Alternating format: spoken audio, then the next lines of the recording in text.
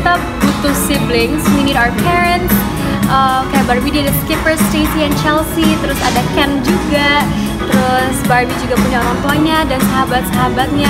Sama seperti aku, dan aku juga ngerasa aku nggak bisa jadi orang yang sangat sendiri dan aku membutuhkan manusia-manusia lain. Tapi aku tahu sebagai pribadi perempuan seperti Barbie, aku juga harus bisa kuat untuk melewati segala hal itu sendiri. Jadi tidak boleh ketergantungan juga, tapi bukan berarti aku tidak membutuhkan Ken, bukan berarti aku tidak membutuhkan Stacy, Chelsea, Skipper, or my parents as well, and my friends.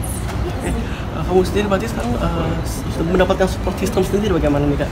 Aku bersyukur banget karena support system aku yang paling penting itu keluarga aku tuh nggak pernah hilang, and aku berharap banyak sama keluarga aku, and without them I cannot do anything. Jadi selama aku masih punya keluarga aku, all my family members, aku yakin aku will be okay. And as long as I'm with God and I have true belief with myself, aku yakin aku akan baik-baik saja. Pertanyaan terakhir ya Mas. Mungkin kemarin kan baru putus juga nih Kak.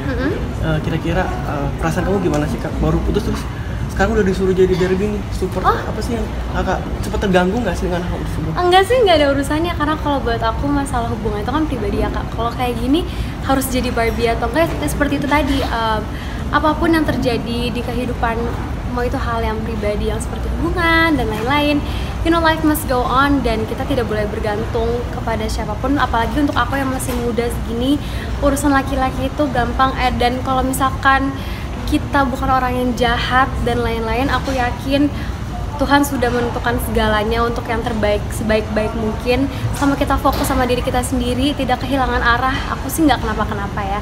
Apalagi ada kerjaan juga dan masih banyak prioritas yang lebih penting untuk dipikirkan dan dirasakan. Ya aku nggak kenapa-kenapa sih, jadi no pressure at all, and I'm very happy. Itu sudah siap untuk buka hati lagi Kak ya?